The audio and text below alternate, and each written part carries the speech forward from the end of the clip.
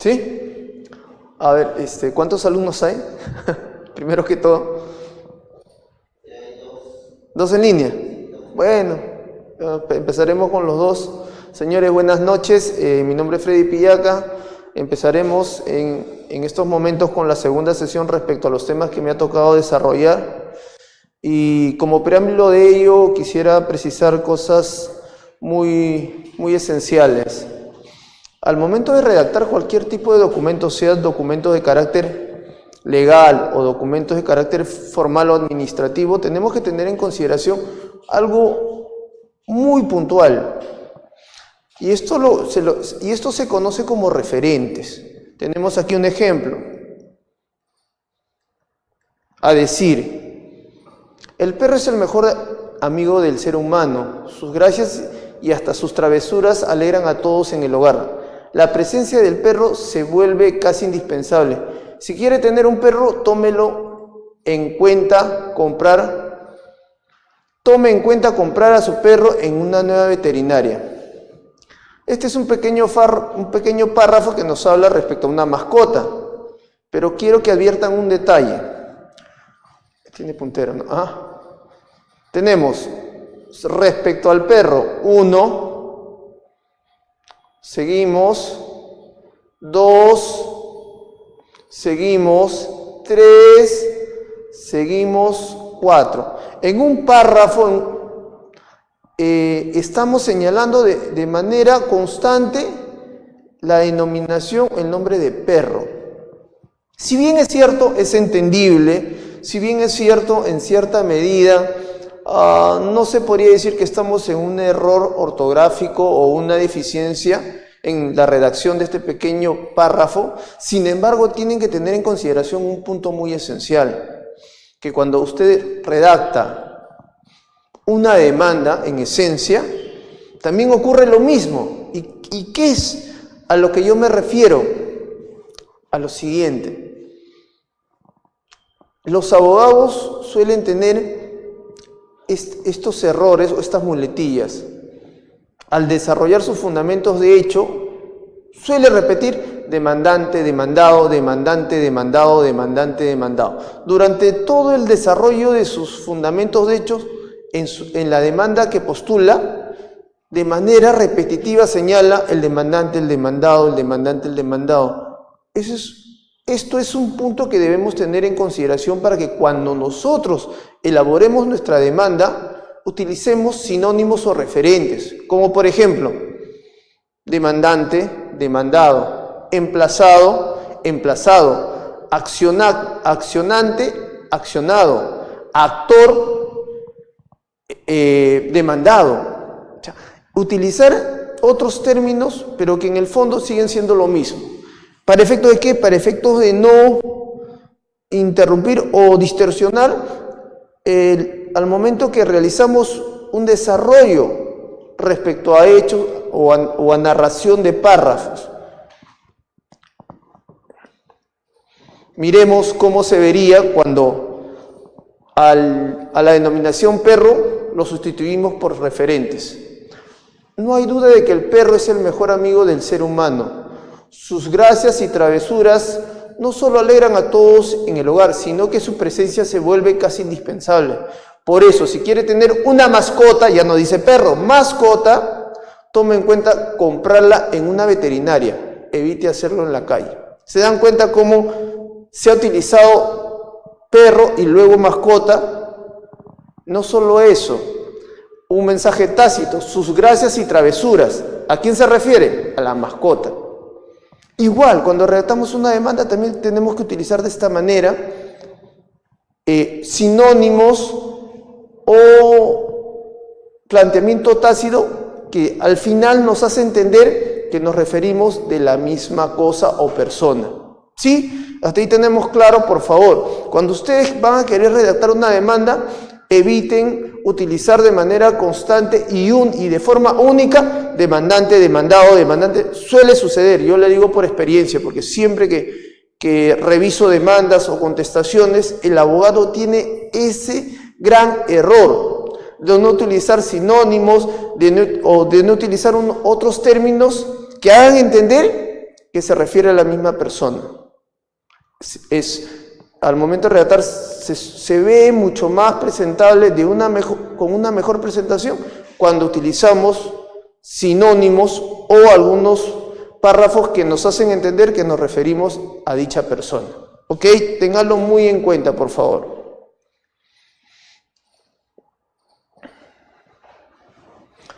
Tenemos la definición de referente. Sirven para reemplazar o sustituir palabras en un mismo texto. Son pronombres, adjetivos posesivos, adverbios, omisión, sinónimos, repeticiones necesarias, perífrasis. A esto se refiere el referente. Entonces, este punto que estamos conceptualizando, porque quiero que conceptualicemos, lo trasladan al momento de que ustedes elaboren sus documentos legales. Eviten repetir demandante, demandado, o emplazado, emplazante, emplazado, de manera constante y repetitiva en el desarrollo de una demanda, un escrito legal o un pedido de medida cautelar. Ok, les pido que en ese sentido tengan mucho cuidado y utilicen los referentes, que son sumamente importantes.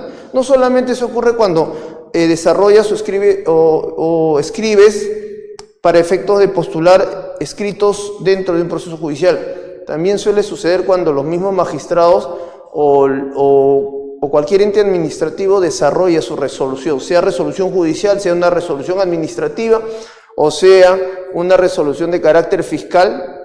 También procurar utilizar referentes para no repetir constantemente lo mismo, ¿ok?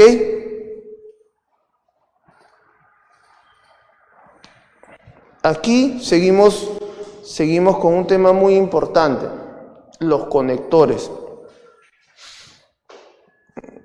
Hace no mucho tiempo atrás, el abogado estaba muy supeditado o muy limitado al momento en que iniciaba el desarrollo de una demanda, un escrito legal. Porque en esencia, plasmar una demanda para ellos era solamente la utilización de plantillas.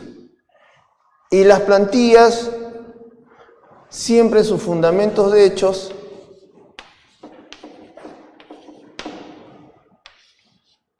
empezaban así.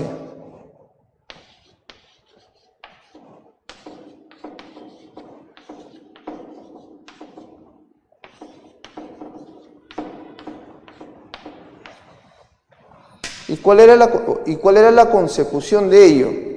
Es que el abogado o el estudiante de derecho, o la persona que se estaba formando recién en el mundo del derecho, continuaba esta mecánica. Primero, número uno, ¿qué? Con fecha. Segundo, ¿qué? ¿Qué nos encontramos en tal lugar? Tercero, ¿qué? Y utilizaban mucho el queísmo. Hasta ahora se sigue viendo. Si ustedes se van a dar el tiempo de revisar algunas resoluciones judiciales o escritos legales, van a advertir este punto, que utilizan mucho el qué, y eso se llama el queísmo. No digo que sea malo, pero el exceso hace que no se vea muy matizado tu escrito, tu demanda legal. No solamente eso, lleva el mensaje de que no utilizas de una manera correcta otras herramientas gramaticales que podrían mejorar para el desarrollo y postulado de tu escrito de carácter legal. Por ello es que vienen los conectores. Los conectores lógicos son sumamente sencillos, no son complejos, pero no los saben utilizar. Y al no saber utilizarlos de manera adecuada, incurren en esto, el queísmo. ¿Ok? En estos últimos años se ha introducido mucho el tema de lo que es argumentación jurídica. Es un tema que viene mucho del derecho anglosajón. En el derecho anglosajón se desarrolla mucho lo que es argumentación jurídica. Argumentar es postular tu demanda con bases sólidas. Pero esta argumentación tiene que tener un sentido lógico, un orden narrativo. Y para ello se utilizan los conectores. En el derecho o dentro del campo de la redacción legal lo conocemos como conectores de argumentación. ¿Sí? Tenemos muchos, pero les he traído algunos ejemplos. ¿Sí? Tenemos, ¿cuál es la definición de conectores? Son palabras o frases que unen proposiciones o párrafos, además denotan a ese enlace de una lógica o sentido. Miren lo importante que es esta herramienta que muchos abogados desconocen y por ello no lo utilizan. En ese sentido, hola, ¿qué tal? ¿Cómo está? Buenas noches. Toma asiento. Sí. A ver, continuando. Entonces, los conectores lógicos de argumentación son sumamente importantes para desarrollar un escrito legal. Pero tengo que advertir lo siguiente: si no lo utilizas de manera adecuada, los conectores lógicos de argumentación, el sentido de tu desarrollo al momento de plasmar en tu escrito legal va a ser contraproducente. Por ello hay que tener mucho cuidado también al momento de utilizar los conectores de argumentación. Estos pasamos. Aquí tenemos un ejemplo. Aquí tenemos un pequeño ejemplo de conectores. Causa.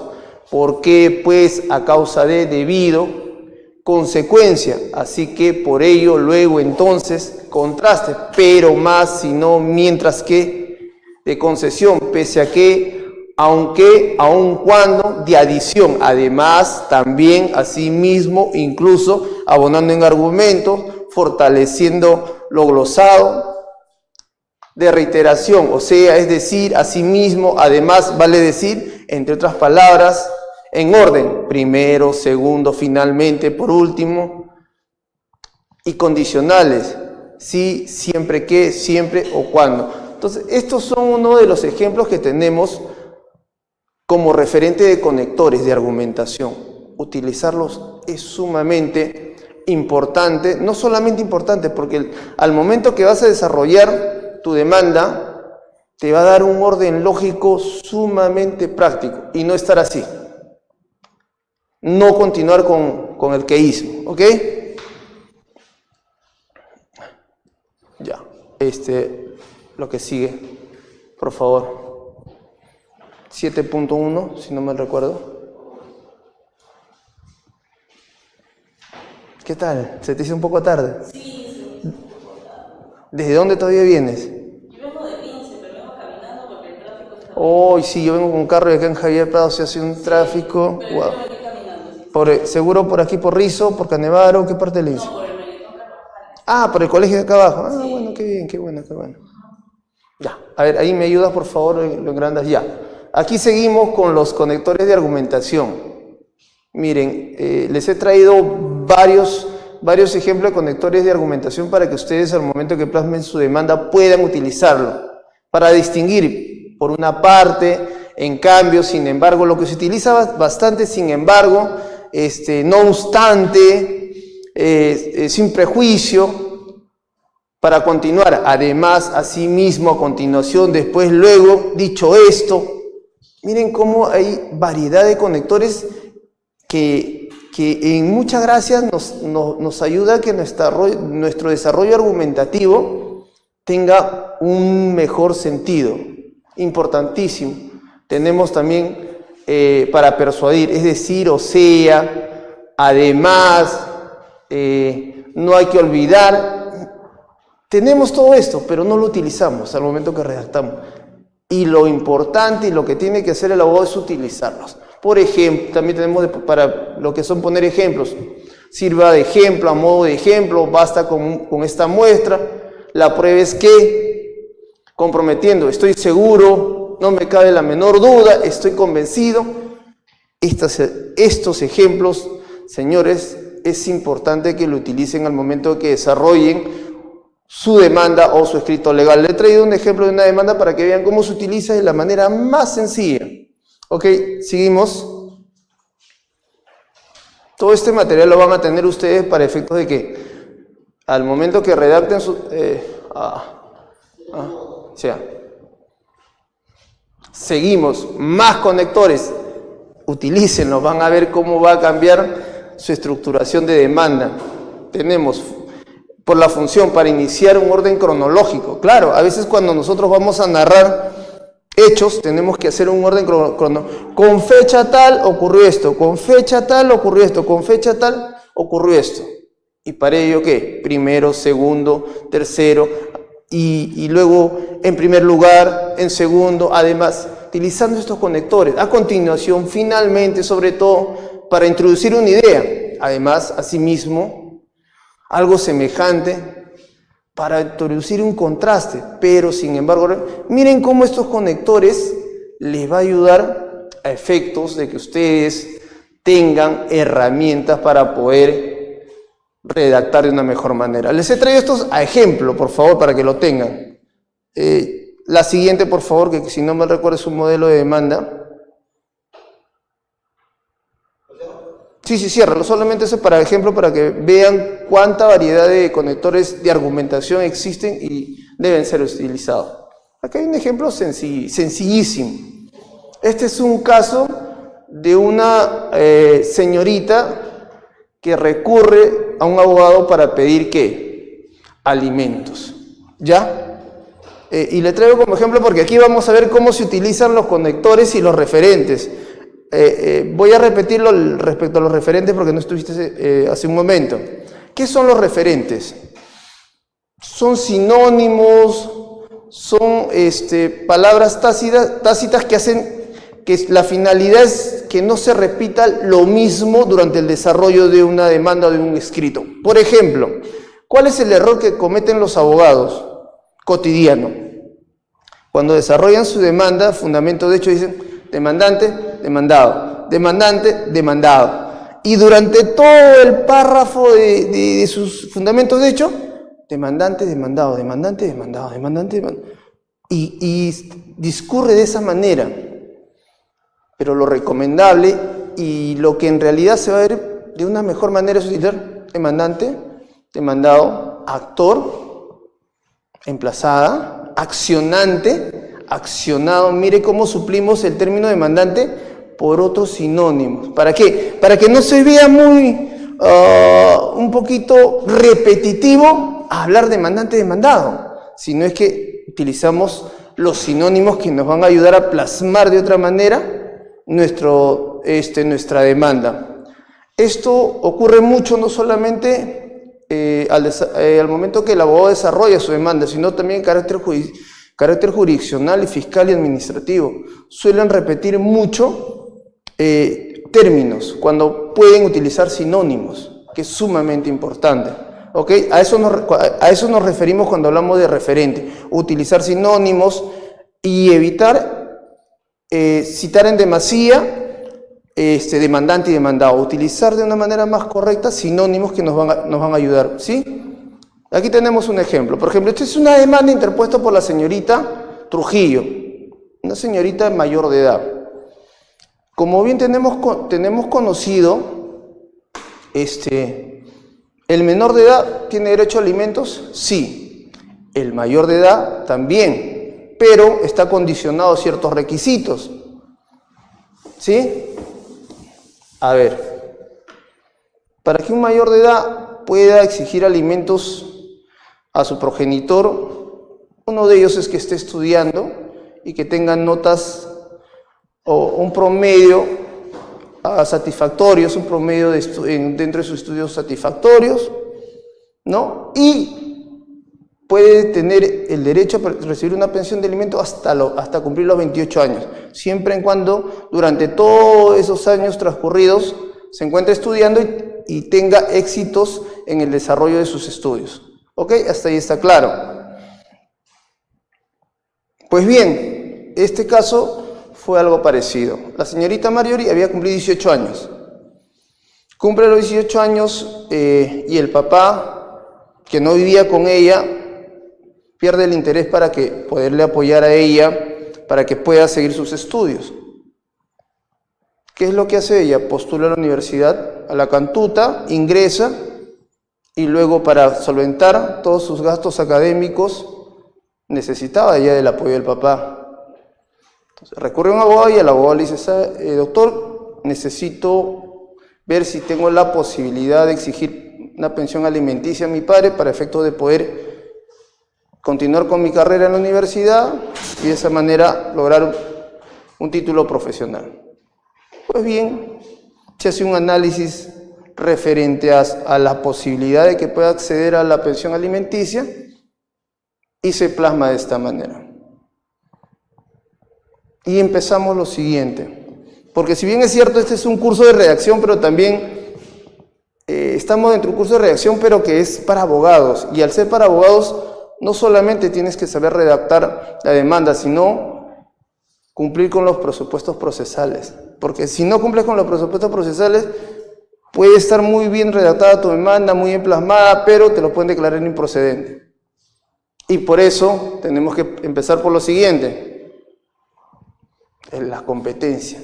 ¿Quién es el juez competente? Y muchos abogados a veces confunden una cosa muy esencial. De 0 hasta 18 años y de 18 hasta 28, ¿no? Bueno, acá 17 meses, bueno, 17 años y 11 meses, ¿no?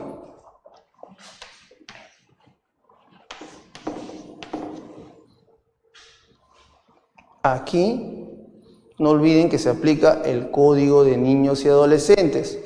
Código de Niños y Adolescentes.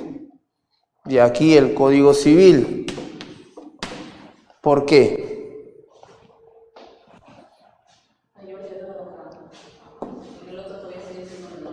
17 y 11 meses y 29 días. Pero los abogados cuando quieren definir cuál es la vía en donde se va a tramitar, confunden. ¿Por qué? El Código de Niños y Adolescentes dice la vía para tramitar para menor de edad es el único.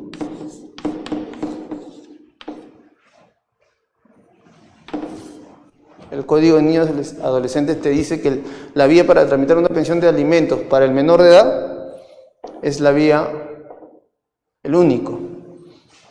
Y el Código Civil te dice que cuando es para mayor de edad,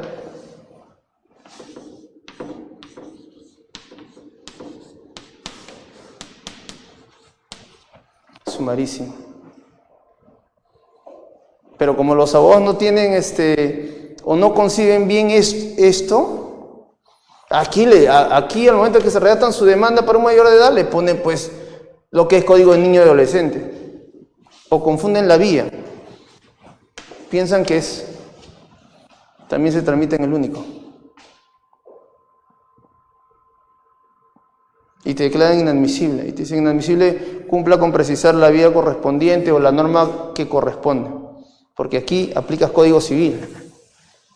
Y aquí Código de Niños y Adolescentes. Y las normas que correspondan y puedan ser aplicadas. Y viceversa. Pero esto tenerlo claro. Sumarísimo y único. Porque mayor de edad se le aplica el Código Civil, menor de edad Código de Niños y Adolescentes. ¿Sí?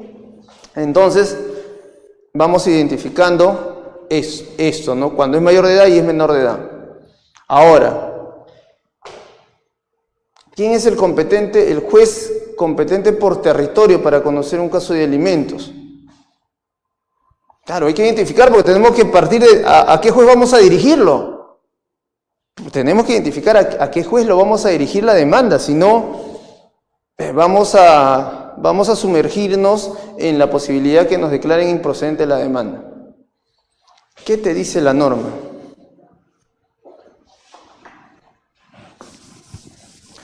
Debemos tener en consideración algo muy importante. Al ser este tipo de procesos, tener un carácter muy excepcional, muy especial, por lo que está en juego: alimentos, necesidad impostergable, alimentos para un menor o un mayor de edad, pero que es para su existencia, para continuar con su existencia. Por tanto, tiene ciertas flexibilizaciones. En casos de esta naturaleza, el legislador ha procurado ser flexible. Y entonces da la competencia facultativa. ¿Qué es la competencia facultativa? Claro, yo para determinar esto, primero a qué juez lo voy a dirigir, tengo que saber en dónde interpongo la demanda. Entonces, el Código Procesal Civil, no me recuerdo, artículo 14, te habla de la competencia. Y te dice, en casos de alimentos hay una competencia facultativa.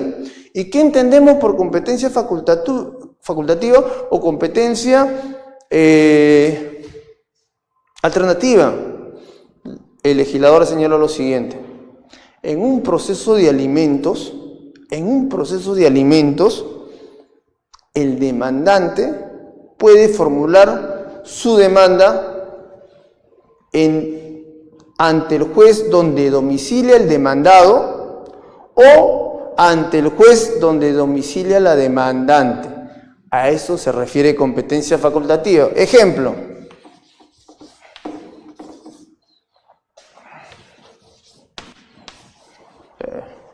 Aquí está el demandado, perdón, el papá. Domicilia, digamos, no sé, en San Isidro, digamos, ¿no? San Isidro.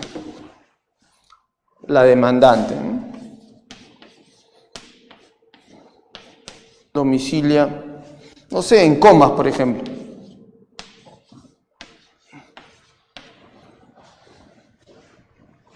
El papá domicilia en San Isidro y la hija domicilia en Comas. Va un abogado X, para que interponga la demanda, ¿no? Y el abogado le dice, ok, vamos a evaluar si interponemos la demanda en San Isidro o en Comas. Y eso ya te da la experiencia y los años de abogado. ¿Por qué te digo esto? O sea, el demandante, si quiere, formula su demanda en Comas y va al juez de paz letrado de Comas. Y si quiere, se va a San Isidro y si hay un juzgado de paz letrado, interpone la demanda ante el juez de paz letrado de San Isidro. Y por esa situación, su demanda no se va a declarar inadmisible ni improcedente, porque tiene la competencia facultativa. ¿Ok? Hasta ahí estamos claros, competencia facultativa. Pero ahí viene un detalle muy importante que ya te da la experiencia. Por ejemplo, yo con tantos años que estoy en esta labor, hay algo muy importante. El abogado, por la experiencia que tiene, sucede algo muy particular. Ya sabe en qué distritos hay más carga y en qué distritos hay menos carga procesal. Y entonces, el tema de la competencia facultativa ya lo utiliza en beneficio de su patrocinado. Ejemplo, ella vive en Comas, el señor vive en San Isidro. Va al abogado y el abogado le dice, mira, ¿sabe? Yo te voy a asesorar y vamos a hacer la demanda, ¿dónde? En San Isidro. Pero doctor, ¿por qué en San Isidro si yo vivo en Comas? Mira, hay un detalle. Comas es muy poblado y los juzgados de paz letrado tienen mucha carga procesal. Si lo vamos a interponer acá, tu proceso va a demorar demasiado. Pero San Isidro, que es un distrito chico, pequeño, no tiene mucha carga procesal. Y aquí tu proceso se va a resolver más rápido. Entonces, el abogado, ¿qué va a decir? Te conviene que interpongamos la demanda. ¿Por qué? Porque la norma te da esos parámetros, ¿no? O puedes interponer aquí, o puedes interponer aquí.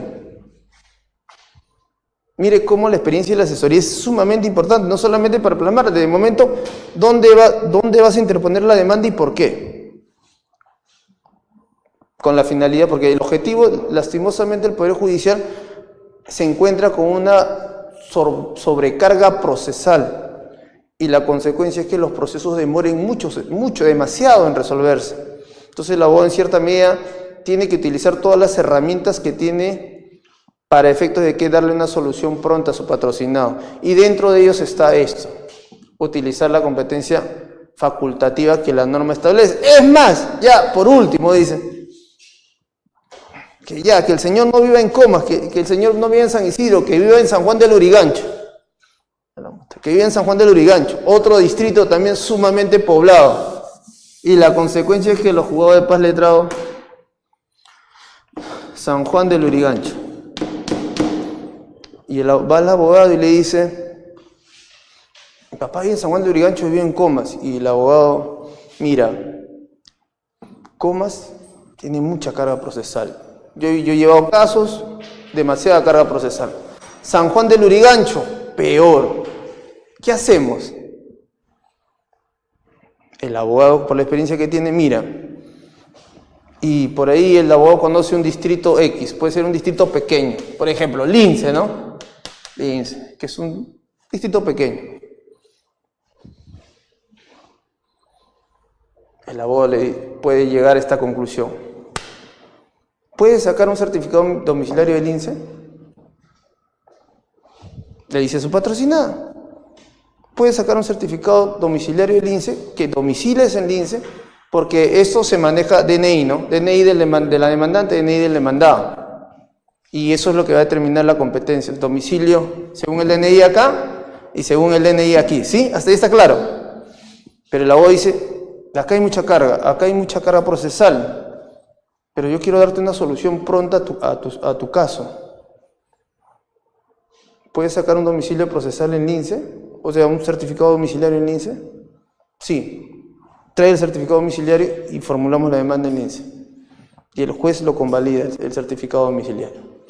Y logras la competencia por territorio en LINSE, que le va a dar la posibilidad de una solución más pronta a su caso.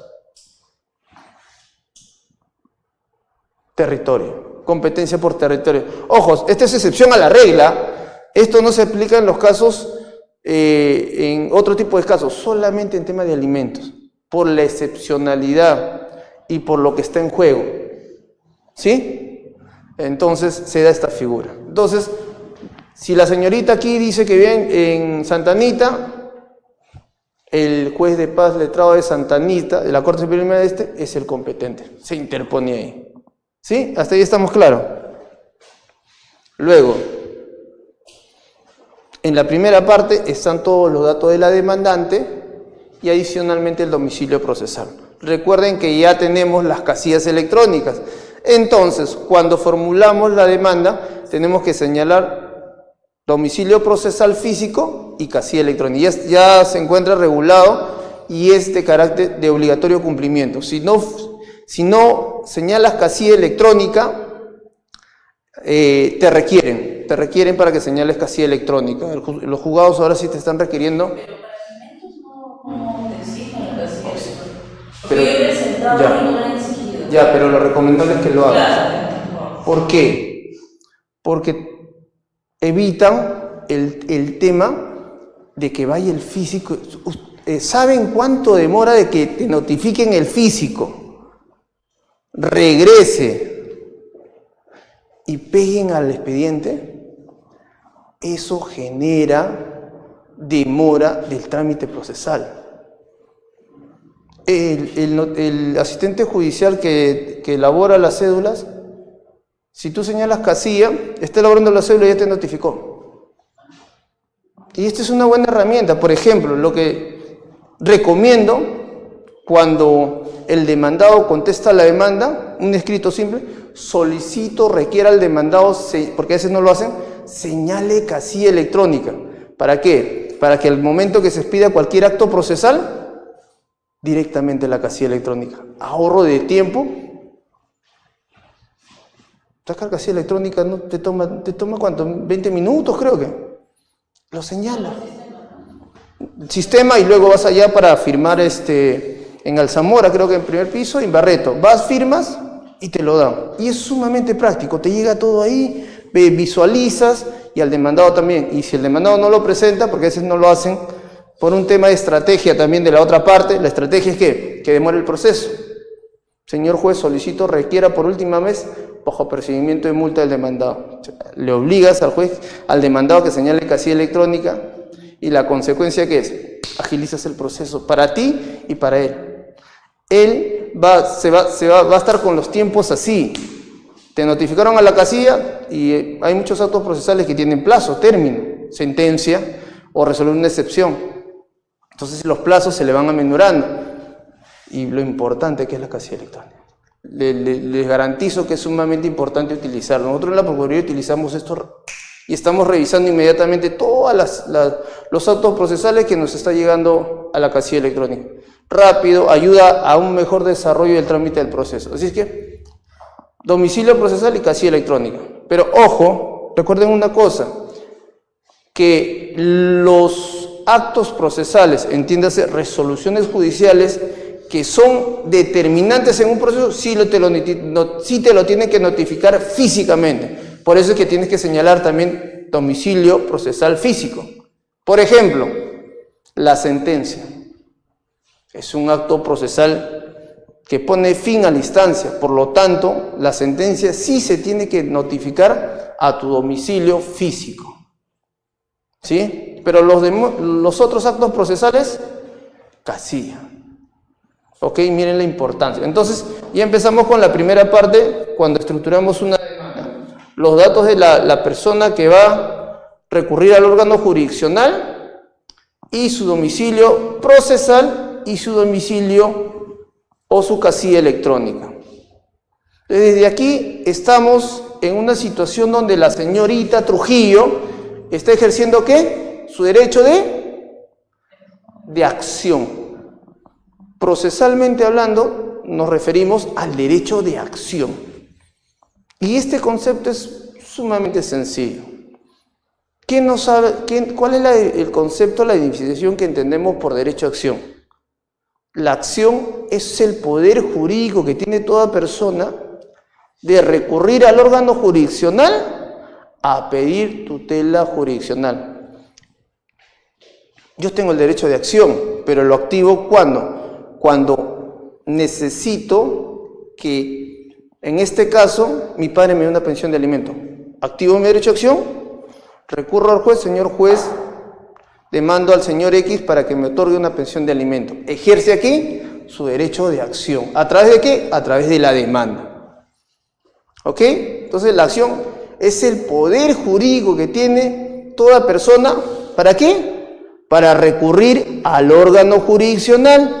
¿Con qué finalidad? Pidiendo tutela jurisdiccional efectiva. O sea, la acción es ese poder jurídico que yo tengo para recurrir al juez. ¿Sí? ¿Ok? Entonces tenemos la determinación del juez competente, los datos del accionante y los domicilios tanto procesal como la casilla electrónica. Ahora, sigamos. Disculpa. Ok. Yo lo que recomiendo... te ha sido... ahí.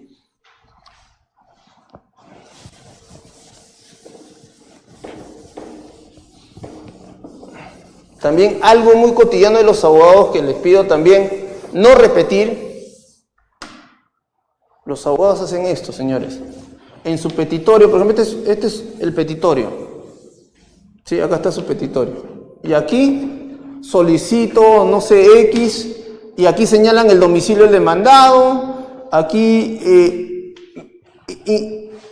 ingresan cosas que hacen una confusión del petitorio.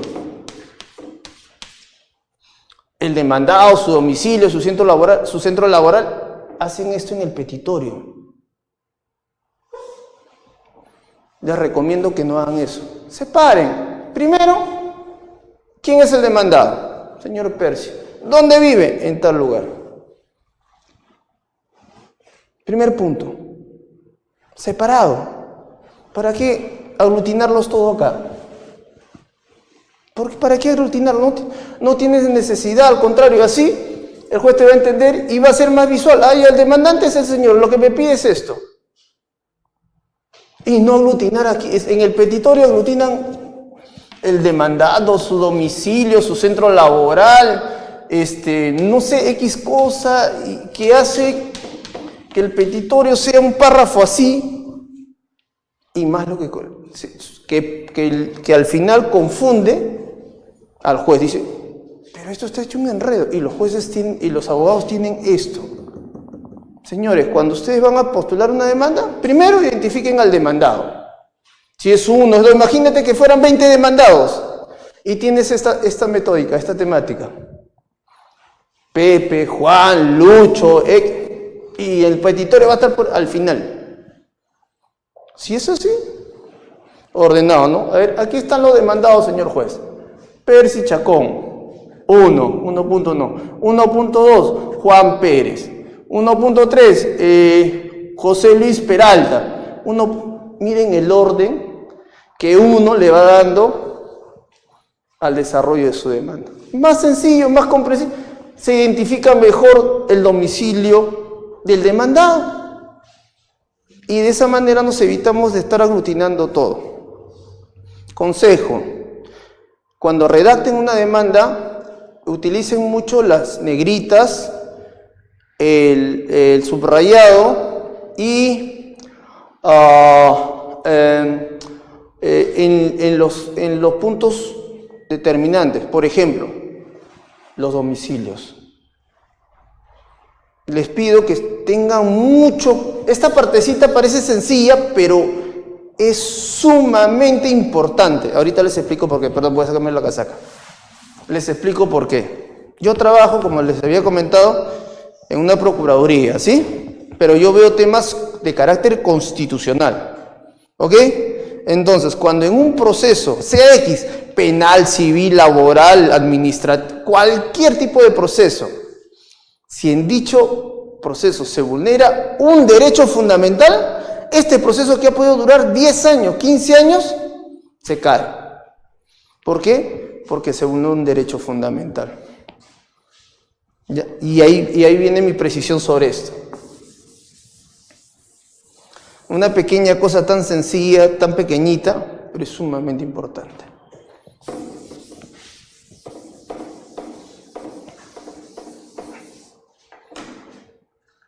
La Constitución nos habla de algo muy importante: el derecho de defensa.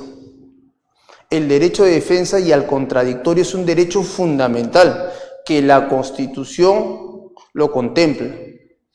Entonces, si se vulnera este derecho de defensa y al contradictorio, este proceso está viciado, porque se contraviene el debido proceso. ¿Derecho a qué? A defenderme, señor juez. Si a mí me demandas, yo tengo derecho a qué? A defenderme. Pero si me demandan y nunca me notifican, nunca tuve conocimiento de esto, se vulnera un derecho fundamental, que es mío, mi derecho a defenderme. Yo tengo que tener conocimiento de lo que otra persona está planteando contra mí respecto a a creencia, alguna obligación alimentaria. Pero si no me notifica, yo nunca tomo conocimiento. Y si pese a todo ello, esta persona que recurrió al perjuicio o tiene una sentencia judicial favorable, con mayor razón me estoy perjudicando. Por lo tanto, se protege mucho el derecho fundamental a la defensa. Entonces, cuando yo voy a interponer una demanda, tengo que tener claro dos cosas muy puntuales. Por eso es que es muy importante que el abogado sea muy exhaustivo y minucioso. A ver, señorita, ¿a quién quiere demandar? Mi papá. ¿Dónde vive tu papá? Te puede decir en Comas o en Lima Norte.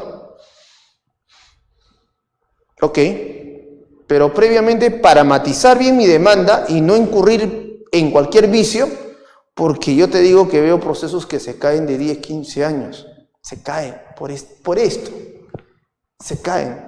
El abogado constitucionalista ve esto, todo un proceso de 10 años lo retrotrae a foja cero. Sí, por eso es que es chiquito, pero hay que tener ser muy minucioso aquí. Entonces, ¿qué hago? ¿Qué se hace? Si la demandante o la que recurre a tu persona no tiene con precisión, sacar una ficha RENIEC. ficha RENIEC. Sacas una ficha RENIEC y la ficha RENIEC, ahí está el domicilio, según la RENIEC. 1, 2. Una manera también de poder ubicar domicilio es mediante la SUNAT. Entras a consulta RUC y si el señor tiene RUC, va a salir su domicilio fiscal. Entonces ya voy identificando un domicilio, otro domicilio. Su centro laboral, si conoces con el nombre, ingresas a SUNAT y encuentras el nombre de la empresa y la dirección. ¿Sí? Entonces de esa manera, ¿qué estás haciendo? Estás blindando. ¿Qué estás blindando? Que después de pasado el proceso y terminado, no recurra el demandado y diga, no sabía, nunca me notificaron, nunca me emplazaron con la demanda. Pasa, les digo que pasa, yo lo veo todos los días. Vienen después de años, interponen una demanda de amparo, ¿para qué? Para que el proceso de alimentos se retrotraiga a foja cero. ¿Y cuál es su argumento? Señor juez constitucional, se afecta mi derecho de defensa. ¿Por qué? Nunca me notificaron. Miren, le adjunto copia de mi DNI. ¿Dónde dice que domicilio según mi DNI? Domicilio en Lima Norte. ¿Y dónde la señora ha puesto mi domicilio en la demanda de alimentos? Que vivo en Miraflores. O sea, la demandante ha mal utilizado la información para obtener una sentencia favorable sabiendo que mi domicilio es en Lima Norte. Y el juez constitucional le da la razón. A ver, tu DNI efectivamente dice que tú vives en Lima Norte. Y a ver, porque pide copia de todos los actuados, del proceso originario, proceso ordinario. A ver las copias. La demanda, ¿dónde han puesto que tú domicilias? Miraflores. Ah, no, aquí lo han hecho con mala fe o temeridad. Por lo tanto, ese proceso se tiene que foja cero, retrotráigase y emplácese debidamente al demandado. Importantísimo esto. Pequeño, no parece muy relevante, pero tiene suma relevancia. ¿Y por qué pongo según ficha RENIEC? La pregunta es ¿por qué se pone según ficha RENIEC?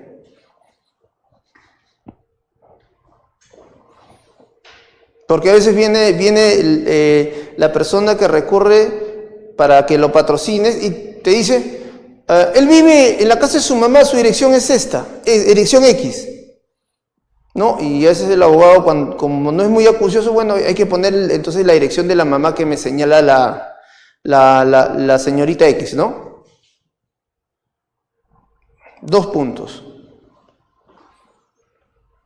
Usted siempre que va a interponer su demanda, como domicilio tiene que consignar el que dice en la RENIEC. El que dice en la RENIEC. ¿Por qué? Primero, porque dentro de los dispositivos administrativos o regulativos que tiene la RENIEC, señala bien claro que la dirección consignada por el ciudadano se considera como el domicilio real. Así no viva. Así no vive en ese domicilio. Pero si su DNI dice domicilia en Lima Norte y en la realidad de los hechos domicilia puede ser, no sé, en Guarochirí o en Huachipa, en Chosica, este es el que va a prevalecer. Y él puede venir después de un proceso y decir, señor juez, yo domicilio en Chosica, sin embargo me han notificado en San Juan del Lurigancho. El juez va a revisar, a ver, vamos a ver tu DNI. ¿Dónde dice que vive tu DNI? Lima Norte. No, pero yo domicilio allá, siempre he domiciliado allá. Pero yo me voy a sostener en la dirección consignada en tu DNI. Y esa posición ha sido respaldada por el Tribunal Constitucional. Y el Tribunal Constitucional ha dicho que el domicilio real es el que se consigna en el DNI. Se acabó. Si vives, no vives ahí, no tiene relevancia. Tu domicilio real va a ser el que está consignado en tu RENIEC. Pero el abogado, como el abogado es muy hábil, si desea, dice, además, mira, para no afectar tu derecho de defensa, además que voy a solicitar que te notifiquen en tu domicilio según tu ficha RENIEC, pongo que asimismo te notifiquen en tu centro laboral. ¿Puedes ponerlo? Sí. para que después el demandado no diga que no me notificó, que ha habido un matiz de temeridad. Solicité que te notificaran a tu centro de trabajo, adicionalmente de tu domicilio real. ¿Protegiste qué? Que luego no concurra y diga, se vulneró mi derecho de defensa. Señor juez, y si lo quiere hacer, señor juez, el argumento postulado por el demandado es falso. ¿Por qué? Porque la demanda, hemos consignado el domicilio del emplazado según la ficha RENIEC, y he adjuntado mi demanda a la ficha RENIEC donde dice nítidamente que su domicilio es en San Juan de Urigancho, manzana XXX. Es más, he solicitado también que se le emplace a su centro laboral. Postular que se ha afectado su derecho de defensa no tiene asidero. En consecuencia, desestiman su nulidad o después su demanda de amparo. Lo desestiman. ¿Por qué? Ya lo protegiste. A tu patrocinada lo protegiste porque consignaste de manera adecuada y prudente el domicilio real del demandado. Algo tan pequeño, ¿cómo puede ser tan determinante? Yo cuando veo estas cosas, me quedo impresionado. Y ahora, cortando un poco esto, yo les cuento una anécdota. ¿Se acuerdan de esa anécdota que les había comentado del inmueble que logramos embargar hace como 12 años atrás respecto a que el señor le debían $100.000? ¿Ya? En aquel momento, cuando el señor concurre, él ya tenía su sentencia. Y su sentencia era fundada, no peló nadie, es fundada y quedó consentida. Pero ahí ocurrió un detalle. Cuando concurren a nosotros y revisamos, advertimos algo muy importante. Que se había notificado a un domicilio que no era el consignado en la RENIEC. O sea, el abogado había planteado su demanda, pero consignando un domicilio que es un departamento donde vivía, pero no era el consignado en la RENIEC. Entonces era un proceso ganado, pero que tenía falencias, no era consistente. ¿Sí? Claro, porque el demandado a cualquier momento se podía aparecer y decir, señor juez, pido la nulidad de todo porque no se me notificó debidamente. Y se retrotrae. Si el juez que tramitó el proceso de obligación de resumen de dinero considera pertinente, declara nula todo. Si él considera que no es pertinente, este señor, el demandado o el emplazado, podría todavía irse a un proceso de amparo. ¿Para qué? Para que se retrotraiga todo. Pero era un proceso ganado con falencias. Y cuando tú ganas un proceso ganado con falencias, corres el riesgo de que todo el trabajo que has realizado se retrotraiga. Entonces, ¿qué se hizo? Mira, vamos a tratar yo me acuerdo que le dijimos, vamos a tratar de corregir esto. Pero ojo, no te prometo nada, porque tú me has traído un proceso donde no has cumplido con esto. Entonces, ¿qué hicimos? Buscamos los datos y en ejecución de sentencia, porque ya se estaba en la etapa de ejecutar la sentencia, solicitamos que sin prejuicio de la etapa procesal se notifique también esos domicilios. Y se notificó a la RENIEC, a otro domicilio que se encontró en SUNAT, en ESALU, encontramos como 3 domicilios, hasta inclusive las páginas blancas sacamos le encontramos su número y ahí encontramos con su nombre, una dirección también. Como a 4 lugares solicitamos que se le notifique y se lo notificó, pero igual seguía teniendo falencias. Pero como lo notificamos y nunca tampoco concurrió, como que por ahí hubo una convalidación tácita. ¿Sí? ¿Sí? Pero mira, si ese caso, porque después se apareció la esposa, y la esposa sí vino a pedir un montón de cosas en el proceso en ejecución, porque se estaba rematando el departamento que le pertenecía a la sociedad de gananciales. Y la esposa sí se apareció, y pidió la nulidad de todo. Pero ahí ya, hubo un tema de ya litis consor, ahí ya nosotros debatimos y logramos que nunca ingresara la esposa. La cónyuge, perdón, que no ingresara al proceso, que se rechazara su ingreso al proceso. Pero mira estas falencias. Pero si hubiera sido un abogado constitucionalista, el proceso se caía. Porque se iba a un proceso de amparo y sí lo ganaba. pero como fue un abogado que no conocía materia constitucional, solamente el proceso ordinario, vio que el juez le rechazó sus pedidos, ahí quedó. Y por eso que se logró cobrar lo que le debían, todo, hasta las copias de todo, se le cobró todo, porque no querían perder el departamento y estaba en remate, y empezaron a consignar y a pagar. Pero miren la falencia o la eficiencia con la cual había iniciado el proceso el abogado anterior, por este detalle. Sin embargo, imagínense que la señora, la cónyuge, concurría a un abogado que era constitucionalista. Todo el proceso regresaba foja cero. Por eso, miren la importancia de esto. Es chiquito, pequeñito, relevante, señores. Relevante. Así es que, cuando quieran iniciar un proceso, tráiganme ficha RENIEC del señor que le debe el dinero, o de su papá, o de su mamá. Me lo trae, o deja el monto del dinero, se va a RENIEC, se imprime, para tener la certeza de ¿qué? De qué domicilio vamos a consignar en la demanda. Se acabó. Y ya vas, ¿qué? Protegiendo tu demanda. Mire, desde arriba ya estamos, poquito a poco, ¿qué? Dándoles consistencia y solidez. Señores, una demanda bien redactada, un 80% de que es ganado. Es ganado, sí o sí. Si el derecho está ahí, lo gana, no hay discusión. Ahora sigamos, ya hablamos del tema de la elección y el nombre del demandado. ¿Sí? Ahora entramos al petitorio. Miren, señores, sencillo, 3 líneas.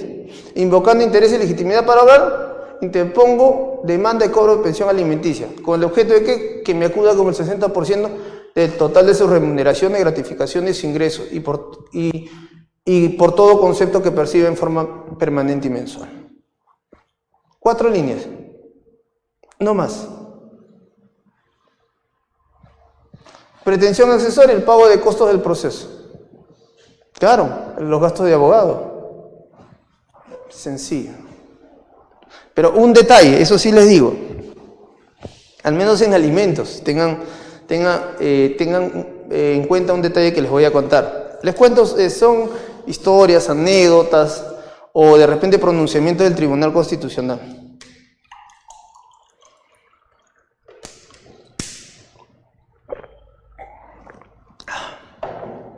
A ver, cuando planteamos este tipo de demandas y precisamos en lo que es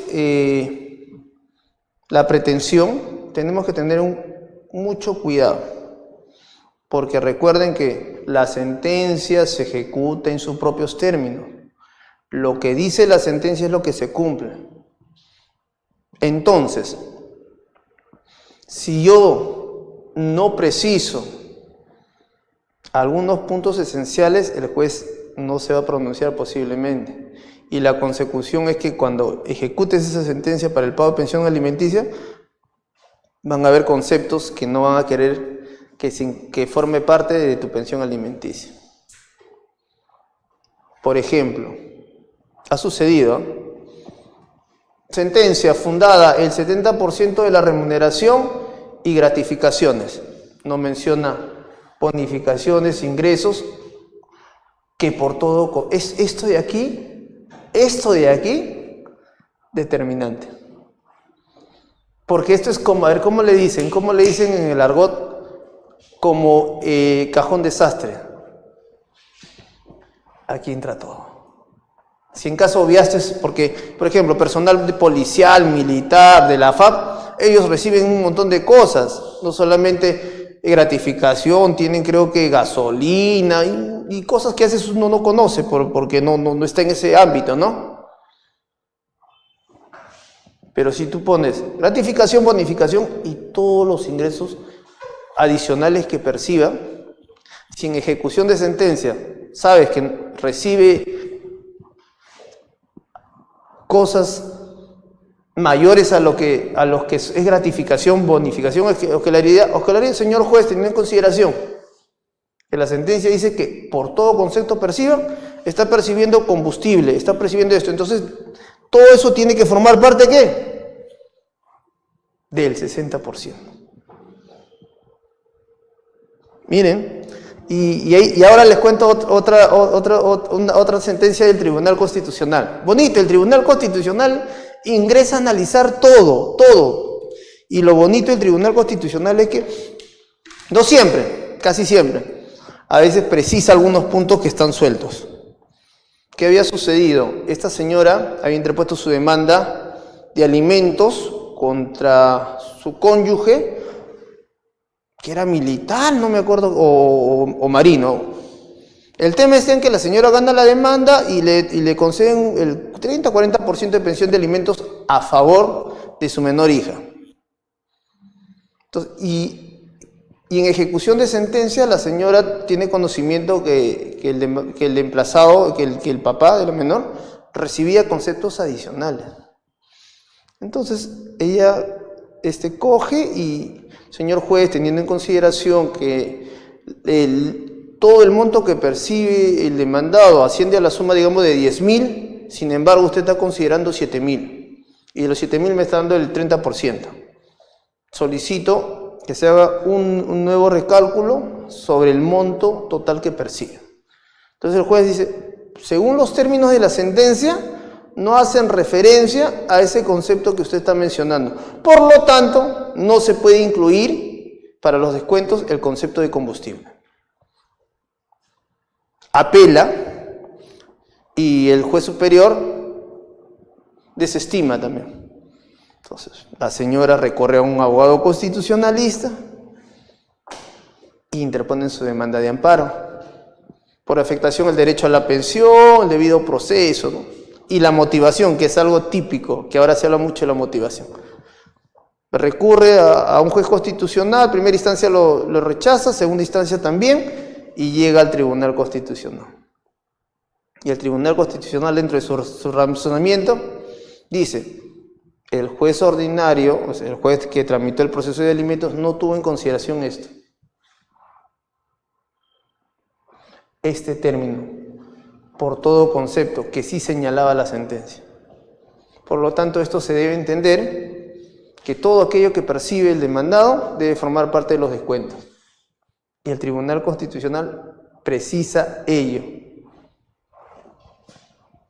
Y le dice: señor juez de paz letrado, usted no ha tenido en consideración eso. ¿Usted cuál ha sido su razonamiento para rechazar lo que le estuvo pidiendo el alimentista? Usted no ha motivado ni ha sustentado de manera coherente su resolución. Por lo tanto, lo declaro nulo y le ordeno que emita nuevo pronunciamiento, teniendo en consideración que en la propia sentencia dice los ingresos que por todo concepto perciba. Entonces usted debe entenderlo, señor juez, que todo aquello que percibe, si no tenían conocimiento y luego tienen conocimiento, forma parte. Por tanto, señores, cuando ustedes redacten su demanda de alimentos y postulen su pretensión, no olviden esto. No olviden esto. Pero si saben que tiene gratificación, bonificación, escolaría, ojo. Por ejemplo, bueno, antes pasaba, ahora ya no pasa con los policías, pero les cuento qué es lo que pasa con los policías. Los policías perciben un sueldo mensual, ¿sí? Pero antes, ahora no sé cómo está el tema, pero ellos tenían su día de Franco. Y los días que tenían Franco, ellos iban a prestar servicios personales, bancos, entidades financieras, restaurantes. Y ellos cobraban por recibo por honorario. Por el día que cuidan, digamos, un banco, creo que le pagaban 150, creo que 200 soles por un día.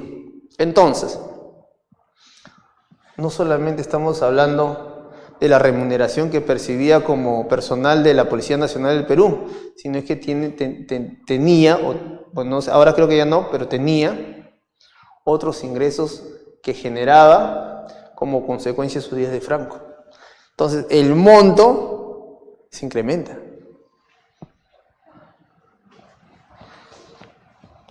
Que por todo concepto recibe. ¿Y cómo se acredita eso?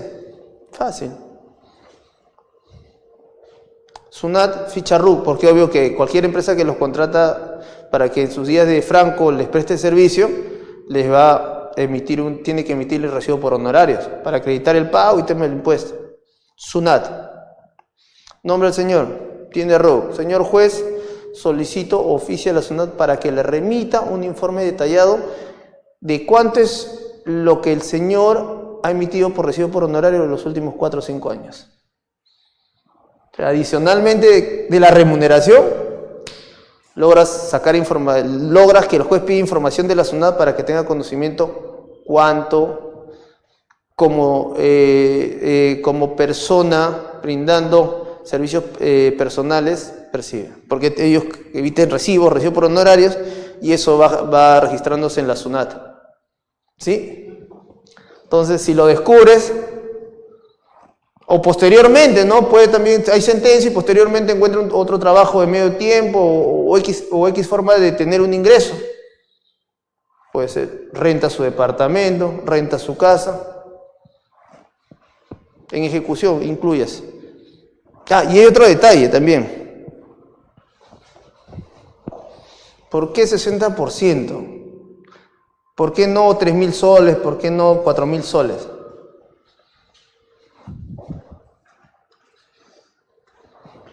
Les explico.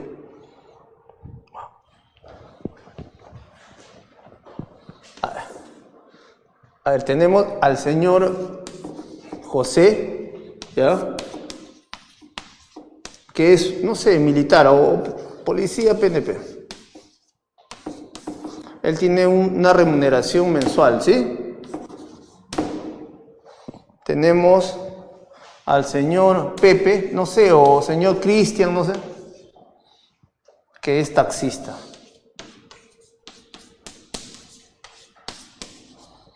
Y pues, es incierto, ¿no? Acá sí hay algo cierto. El mensual que digamos que reciba 3.000 soles, ¿no?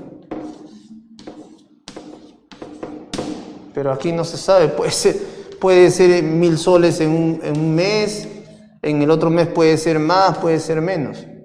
Taxista. Entonces, cuando tú postulas tu demanda, lo que tienes que también avisorar es esto. Si al que estás demandando es una persona que tiene un trabajo estable o no tiene trabajo estable. Cuando tiene trabajo estable, utilizas porcentaje. ¿Por qué? Porque él más adelante se le puede incrementar el sueldo, ¿no? A 3.500. Y como está la pensión de alimentos en porcentaje, también sube. Pero en el caso de él no, pues. Entonces, cuando es una persona a quien vas a demandar y no tiene trabajo estable, aquí tienes que poner monto. No porcentaje, pero porque porcentaje de sobre qué vas a pedir.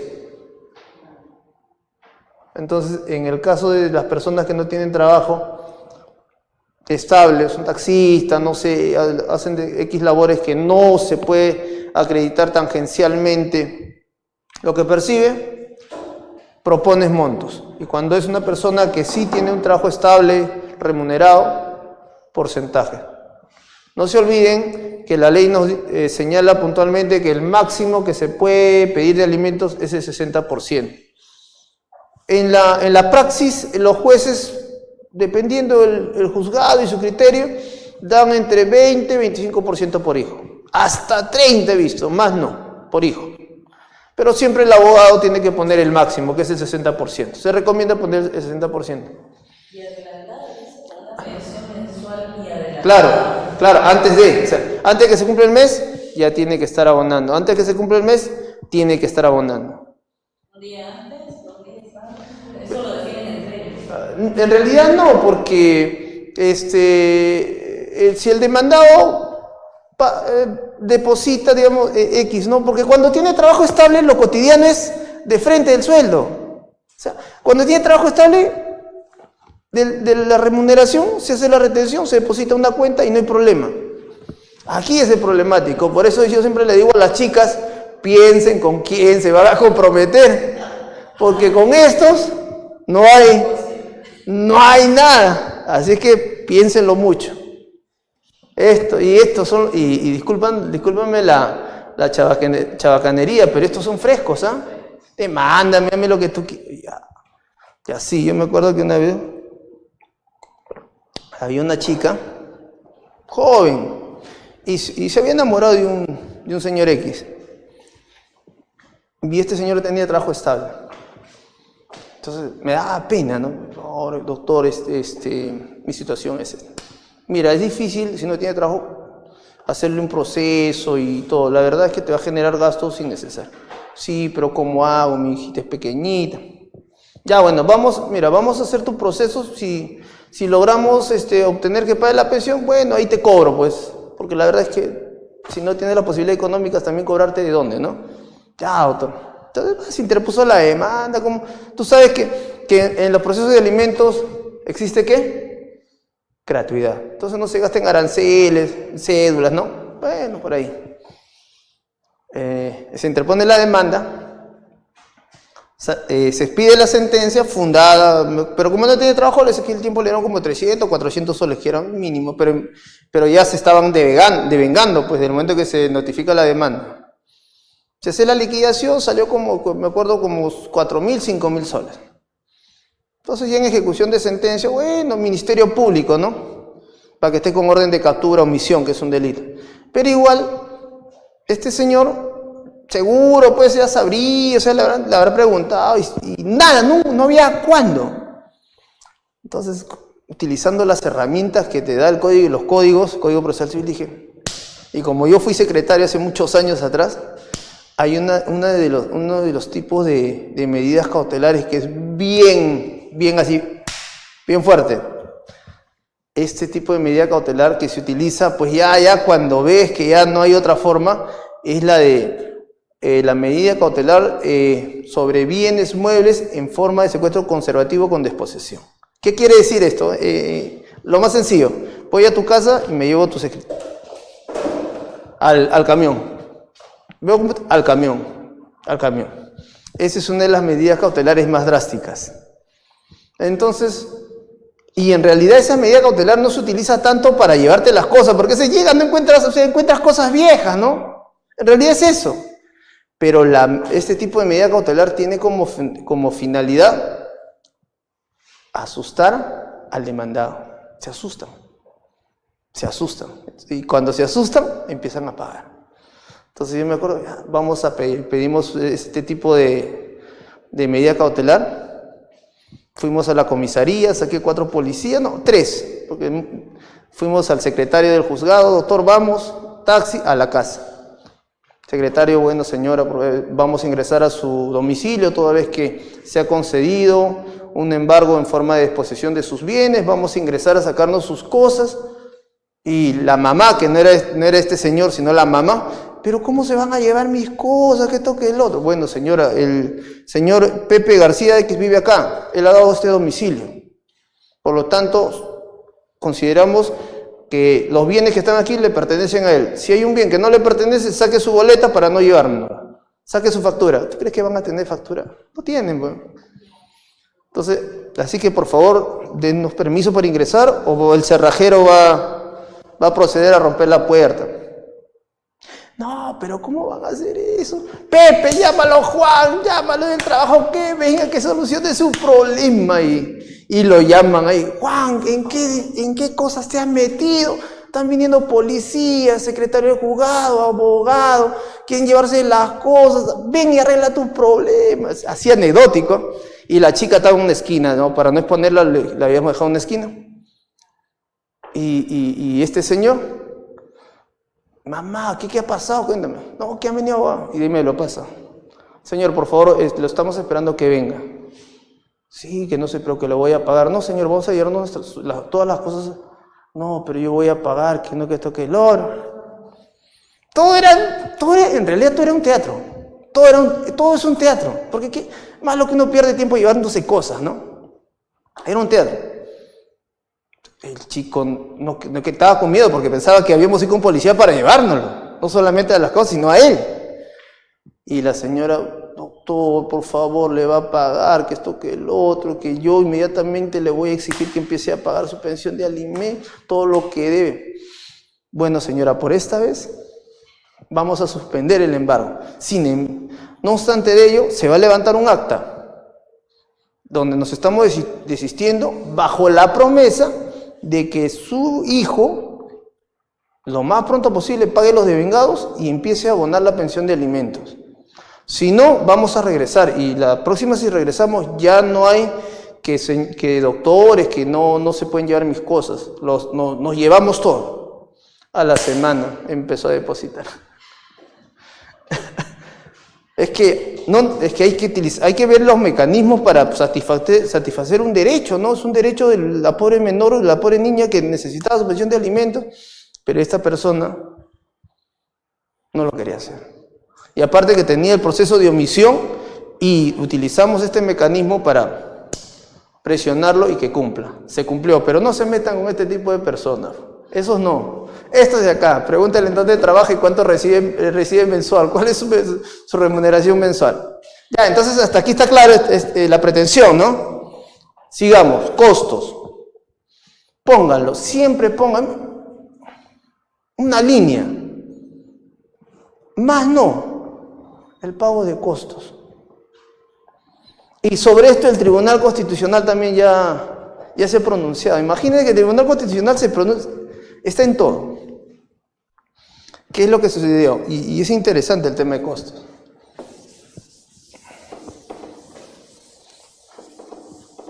¿Qué sucede? El Código Procesal Civil te habla del pago de costos. Y el Código Procesal Civil te dice que el que regula los costos es el juez, según su criterio. ¿Ya? Y yo les hablo así en general porque lo que yo sí he entendido es algo muy importante. No memoricen. Los artículos están ahí, no lo memoricen, conceptualicen. Cuando tú conceptualizas algo y lo internalizas, lo buscas. Pero ya conceptualizaste el concepto de algo, pero si lo memorizas se te olvida. Conceptualizar es totalmente distinto a memorizar. Yo me acuerdo que cuando estaba en la universidad tenía profesores que querían que los exámenes los diera al pie de la letra. Lo que decía el código con punto y coma, y toda una mecánica que ya con los años me di cuenta que es una forma de enseñar vetusta, hasta un cierto punto un poco torpe, porque al alumno tú no le puedes decir memorízate, al alumno le tienes que decir conceptualiza, y de lo que tú has conceptualizado, dime, explícame, porque es así, todo está en la norma. Tú agarras un artículo tal, vas a la sumilla, quiero buscar costos, quiero buscar litisconsorte, está ahí, pero si tú no lo conceptualizas, no vas a saber dónde buscar. Si tú no lo conceptualizas, de repente no lo vas a entender, porque a veces utilizan términos un poco complejos, pero que en realidad es sumamente sencillo. Conceptualizar es otra cosa, y todo estudiante tiene que conceptualizar, no memorizar. Por eso yo siempre digo, no memoricen, conceptualicen, escúchenme, conceptualicen, y si tienen dudas, luego preguntan. Conceptualizar. Entonces, ahí viene el tema de los costos. ¿Qué sucedió en un caso concreto? Una empresa X había interpuesto una demanda de obligación de dar suma de dinero, ¿ya? Gana el caso en un proceso civil, y al momento de iniciar con la ejecución de sentencia, dice, bueno, señor juez, como yo he pedido costos y en su sentencia usted me ha dado costos, reclamo, los costos son, creo que 20.000, creo que, si no mal recuerdo. ¿Ya? Y el juez, amparado en esta normatividad, le dice, bueno, pues proponlo, corro traslado, y el que decide luego soy yo, a libre criterio de disposición, como me dice la norma. Corren traslado, absuelven, y él dice, no, 20.000 es mucho. Yo considero que te tengo que dar por costos 4.000 soles. Y el ganador apela, dice, no, pues pero si yo he contratado un estudio grande, un estudio que me ha cobrado 20.000 soles, está el contrato de locación de servicios, y yo voy a pagar 20 para que tú me reconozcas 4. apela. Apela y los jueces superiores confirman, no, está bien los 4.000, le dicen. No, 20.000 no, dicen. Está bien los 4.000.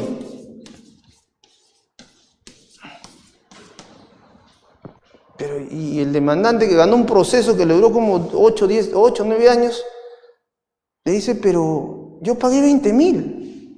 Y el estudio que yo he contratado ha sido un estudio reconocido, es más, el caso ha sido complejo. Y tengo mi contrato de locación de servicio donde literalmente señala que yo he tenido que pagar 20.000 soles por costo del proceso. Además, el caso ha sido complejo, ha demorado tiempo, ha sido un caso un poco innovativo. Bueno, el juez le dice 4.000, los superiores le dicen, está bien los 4.000. Pero ¿y los 16.000? ¿Ya gastaba un abogado? Y nuevamente se va un abogado constitucionalista. Y el abogado constitucionalista, vamos a interponer un amparo. Y hace su amparo, ya va al juez de primera instancia, juez constitucional, el juez desestima, apela, el juez confirma que se desestimó la demanda de amparo, Tribunal Constitucional. Y Tribunal Constitucional hace un razonamiento muy coherente, ¿eh? Y me parece perfecto, y les transmito, y les comento. Dice, a ver, según tu razonamiento tú le das 4.000, pero no dices por qué.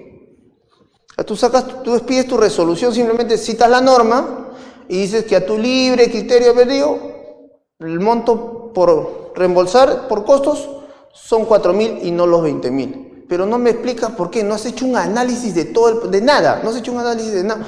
Y por lo tanto yo, Tribunal Constitucional, considero que tu resolución es nula, porque no está motivada, no está argumentada. Y toda resolución judicial tiene que estar motivada, argumentada. Y el Tribunal Constitucional dice lo siguiente, miren, interesante. Primero, cuando el señor, la persona que ganó el proceso, te plantea el pago de costos, ¿qué es lo que te presenta? Contrato de locación de servicio. ¿Qué dice el contrato? 20.000 soles. ¿Qué más te presenta? Y la norma lo obliga, el pago de impuestos. Porque la norma te dice, cuando tú vas a presentar el pedido de reconocimiento de pago de costos, tienes que adjuntar el pago del impuesto correspondiente, el tributo. ¿Ya? Entonces, creo que es el 10%, si no mal recuerdo. Entonces, si este señor pagó 20.000, el 10% de 20.000 son 2.000. O sea, adicionalmente ha pagado 2.000 a la SUNAT de los costos y te has juntado el pago del impuesto, su contrato de locación de servicio. Y aparte, el caso ha sido complejo, ha durado como 7 años, 8 años. Y yo, Tribunal Constitucional, considero que tu pronunciamiento es arbitrario y motivado. Por tanto, preciso lo siguiente. Si una persona propone costos y adjunta su contrato de locación de servicios y adjunta su recibo por honorarios, en conclusión, ese es el monto que tienes que reconocer y tu juez no puede reajustarlo. A menos y de forma excepcional que el caso sea simple. Pero si el caso es complejo y amerita el monto que están proponiendo, ese es el monto que se tiene que respetar. ¿Por qué? Porque inclusive pagó impuestos. Entonces tú no puedes decir, te doy 4.000 cuando él ha pagado 2.000 de impuestos. O sea, se va a quedar de 20.000. El razonamiento del TC fue eso. Y señala ese postulado. Y le dice, entonces dentro de tu razonamiento, estas pautas tienes que seguir. Y al final le dan sus 20.000. ¿Sí? Propongan los costos. Siempre van a tener aquí la apertura de poder lograr que reembolsen los gastos. ¿Sí? Ok, ahora sigamos. Miren lo sencillo que son los fundamentos de hecho. ¿Puedes ayudarme a bajar, por favor?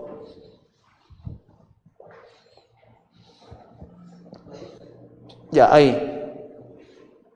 Cosas puntuales, miren. Entroncamiento familiar. Soy hija del demandado, debidamente reconocida como es de verse el acta de nacimiento que acompaña a la demanda. Entroncamiento familiar. Claro, el abogado cuando va a iniciar este tipo de proceso, lo primero que tiene que revisar y lo determinante es la partida de nacimiento. Primero, que los apellidos estén bien. Segundo, que esté el reconocimiento y la firma del padre. Porque si no está la firma, no te admiten. Y si te admiten, con una excepción se cae. Porque va a decir, oye, el papá está demandando al señor X, pero tu partida dice que no está reconocida. Por lo tanto, esa demanda no va a tener un paradero óptimo, ¿no? Te van a rechazar. O sea, tu demanda va a ser infructuosa. Verificar la partida de nacimiento, todo. Los apellidos, si está la firma del papá. ¿Ok? Luego, necesidades. Actualmente tengo 18 años de edad y acabo de ingresar a la universidad. Conector. Ahora bien, como consecuencia de mi ingreso a la universidad, mis necesidades se incrementaron. Otro conector. Por añadidura. Resulta importante destacar que desde que era muy pequeña mi progenitor dejó de brindarme el apoyo. ¿Puedes seguir bajando? Sigamos. Otro conector. Cabe señalar que durante mis estudios de primaria y secundaria tuve notas destacadas, la cual guarda consonancia con el promedio que pude obtener en el examen de admisión a la Universidad de Educación. Conectores. Posibilidad del demandado. Tiene ingresos económicos. Otro conector. Asimismo.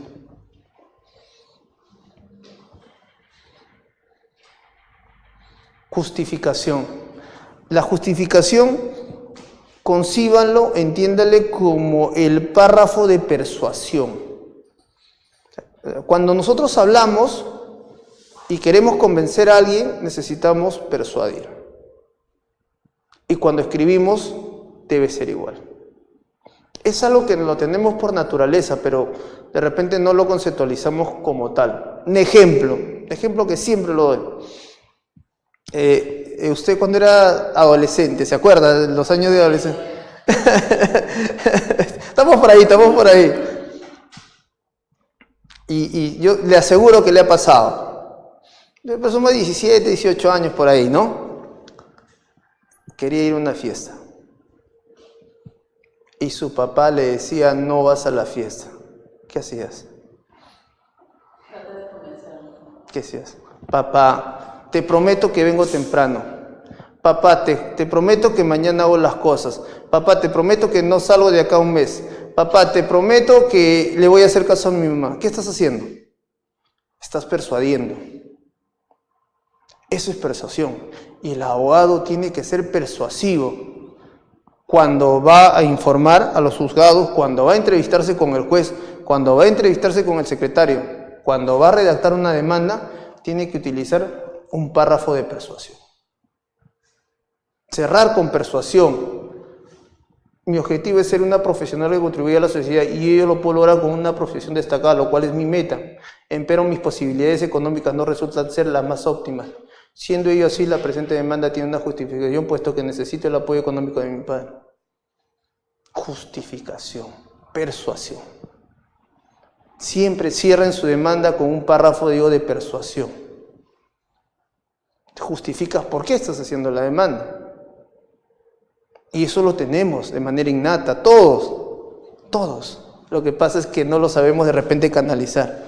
Y cuando informamos también, oralmente cuando realizamos, cuando vamos a las vistas de la causa, juez de primera instancia, sala o el tribunal, lo que hace el abogado es utilizar términos y argumentos para persuadir que tu postulado, tu tesis es la correcta. Y como consecuencia de ello, el juez o los jueces te den la razón a ti y no a la contraparte. ¿Sí? Y mire, un párrafo pequeño, sin demasía de cosas, ¿no? Te das cuenta, es sumamente sencillo. Fundamentación jurídica, los artículos. ¿Me ayudas, por favor? Monto del petitorio, el 60% de todos los ingresos. Vía procedimental por ser una persona mayor de edad, sumarísima. Competencia por territorio, ya hemos hablado. Facultativa. Sí, por favor, sigue bajando.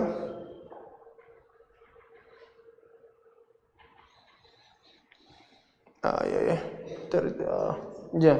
Medios probatorios, importantísimos. ¿Se acuerdan que hablamos del tema de los medios probatorios? Importante. Y el abogado tiene que tener la mesura y tesitura de presentar todos los medios probatorios que sean necesarios. Por ejemplo, una declaración de parte del demandado, claro, que venga a la audiencia y que diga cuánto percibe. Sobre cerrado, adjunto a mi demanda, medio probatorio, para que cuando el demandado concurra a la audiencia, se abre el sobre, para que diga usted cuánto es lo que percibe mensual, para que diga usted si tiene otros ingresos, precisando que usted tiene días de franco, en los cuales usted presta servicios particulares, sobre cerrado. Depende de cada caso concreto, uno va haciendo el abogado es el que hace el cuestionario, lo doble, le mete un sobre cerrado, ese sobre cerrado se abre el día de la audiencia y se hace las preguntas al demandado. Declaración de parte personal, el demandado. ¿Qué más? Original la partida de nacimiento, que es lo más relevante, original de constancia de ingreso a la universidad, original de los gastos, recibo por matrícula, copia certificada de estudios secundarios, copia de la ficha RUT de la SUNAT de quién, del demandado para acreditar que tiene actividad económica, adicionalmente lo que perciben en la Policía Nacional, información detallada que deberá remitir a su despacho el área de recursos humanos de la policía para que le precise cuánto percibe el señor Trujillo. Información detallada de la SUNAT. Por favor. Ahí. ¿Se dan cuenta cómo uno va sosteniendo primero el domicilio del demandado, segundo el petitorio, hechos y las pruebas? Y todo se va concatenando uno a otro. Las pruebas me van a dar la solidez de todo lo que estoy pidiendo y lo que estoy narrando. Terminas, por tanto, anexos, que es lo mismo de los medios probatorios, los cuales son documentales, pero siempre se empieza con la copia del DNI, no se olviden. Y finalmente, la designación de los abogados. Aquí es donde el artículo 80 es el que refiere que es en el primer acto, en la demanda, es donde se delega facultades a los abogados para que representen en juicio. ¿Ya? Esto va siempre de cliché. Esto siempre va de cliché. ¿Me ayudas, por favor? Y miren, aquí no lo ve, no miran el qué. Los abogados también suelen poner aquí, en esta parte, qué, en otros sí, qué. Pero hay que evitar utilizarlos en demasía. Ahora, otra cosa que quiero que tengan en claro es lo siguiente. El segundo otro si digo, entiéndanlo como además. Y es importante saberlos utilizar. Además pido esto, además pido lo otro, además pido X. La finalidad del otro sí es, entiéndanlo como un además.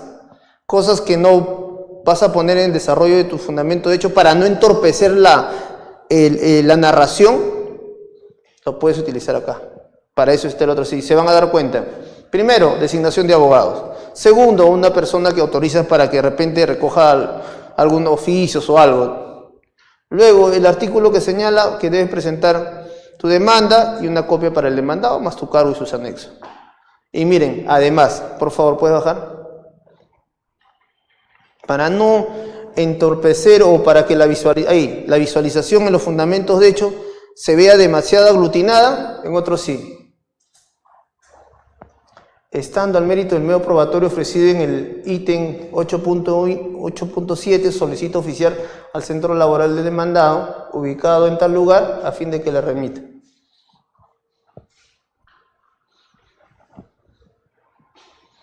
Y de la SUNAT igual. Le estás proporcionando todo al juez para que te admita tu demanda, no solamente para que te admita, cuando sea el momento oportuno oficie. Estando a la dirección del centro laboral del demandado, y la dirección de la sede central de la SUNAT. ¿Para qué? Para que cuando el juez quiera oficiar, ya sepa a dónde los va a dirigir. Para eso están nosotros, y digo, además. utilicen los otros sí digo, son sumamente importantes, ayudan mucho a apartar una idea que sería un poco no correctamente visualizada en los fundamentos de hecho. Aquí. Por ejemplo, les cuento lo que yo siempre veo también en los procesos laborales, que también veo también procesos laborales en el área donde trabajo. Y es simplemente como ejemplo para que se den cuenta con cuánta utilidad son los otros sí. Plantean su petitorio, ya laboral, en materia laboral. Ya dice que me pague mi CTS, ¿no? CTS. Pero hay un tema muy importante, que la norma te exige de que tú tienes que hacer la liquidación. Aunque sea referencial, pero tienes que hacer una liquidación. Y hacer una liquidación en materia laboral, pues, te ocupa un montón de espacio. Entonces, ¿qué hacen la mayoría de los abogados? ¿Qué tal el petitorio? Solicito que el demandado me pague la suma de 30.000 soles, la cual detallo en el siguiente cuadro. Y aquí en el petitorio, me falta espacio porque se manda un cuadro hasta abajo.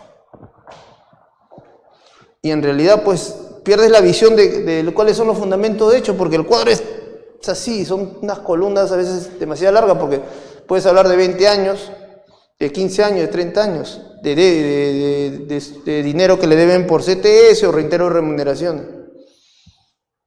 Pero más bonito se ve, solicito que me pague la suma de, no sé, de 10.000 soles, de ejemplo, ¿no? 10.000 soles. Y aquí, liquidación. Detalle, ¿no? Detalle. Del periodo tal al periodo tal, 5.000 soles. Del periodo tal al periodo tal, 10.000 soles. Otros 5.000, ¿no? Y para no entorpecer la visión de esto, pones aquí entre paréntesis. Liquidación en el segundo, otro sí. Ver liquidación en el segundo, otro sí. Entonces de aquí, lo mandas acá. Y ya no entorpeces la visualización de tu petitorio. Porque aquí le estás indicando, ¿no? Véase, segundo, otro sí, digo, la liquidación. Cuadro de liquidación. Y aquí de una manera mucho más adecuada, más ordenada, está el cuadrito. Cuando es demasiado, ¿no? A veces la liquidación no es mucho, haces un cuadro pequeño luego del petitorio, pero cuando es demasiado extenso, te vas a otro sí, y aquí en donde determinas el monto, le señalas que ve el otro sí, y se ve mucho más ordenado.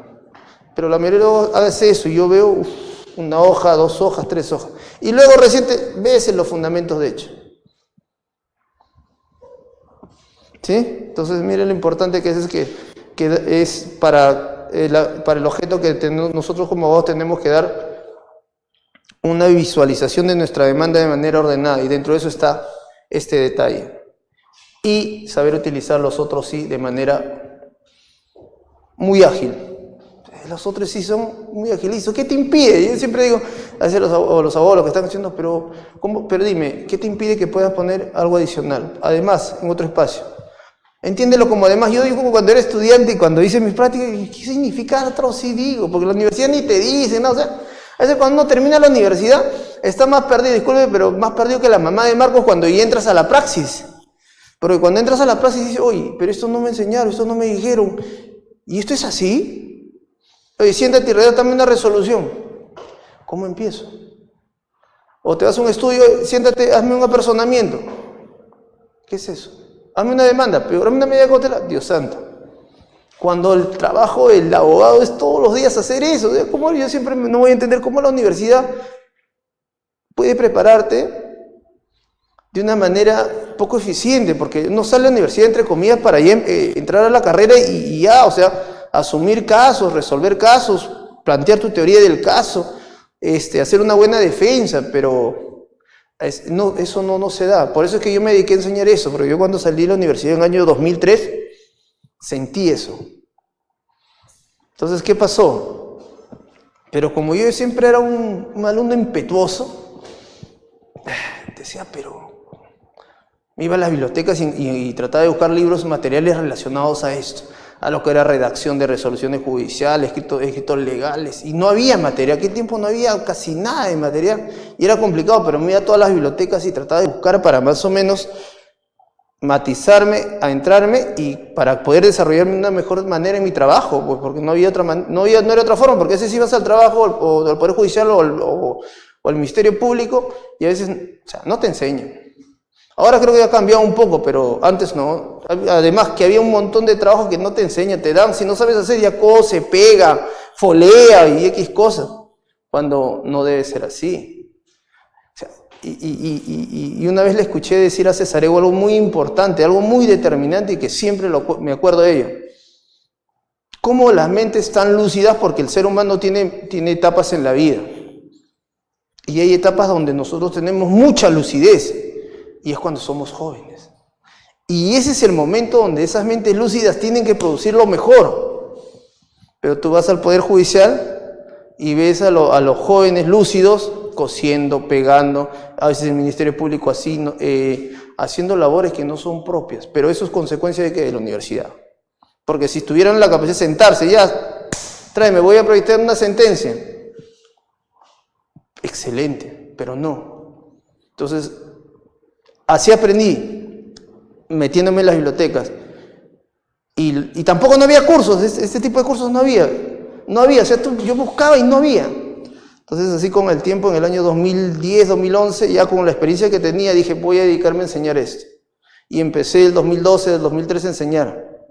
Pero ahora he visto que ya todo el mundo ya se ha metido a dictar cursos de esta naturaleza. Pero no sé cómo lo hacen.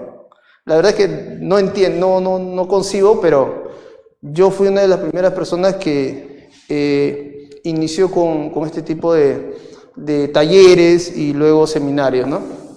Pero por eso mismo en la universidad. Ya, bien, a ver, seguimos. Ha sido un corte, disculpa, pero que me da una melancolía. Claro, sí, me ha pasado. O sea, yo te hablo porque me ha pasado. A mí me ha pasado. Yo, todas las veces que ingresé a trabajar a los estamentos del Estado, ha sido por concurso público. Y entre comillas, si ganas un concurso público es porque tú ya sabes, o sea, tú eres expedito en lo que estás haciendo. Pero no es cierto, porque tú puedes tener muchos conocimientos, pero si tú no sabes plasmarlo o el desarrollo de ello, el conocimiento no sirve de nada si no tienes otras herramientas adicionales. Y entonces me costó mucho aprender, pero no me puedo quejar ya con los años ya. A ver, amigo, el siguiente, por favor. Sí, ya ciérralo. Son historias que van pasando, anécdotas, ¿no? No, sí, yo tengo anécdotas, wow. A ver, ¿dónde nos quedamos? Modelo de demanda.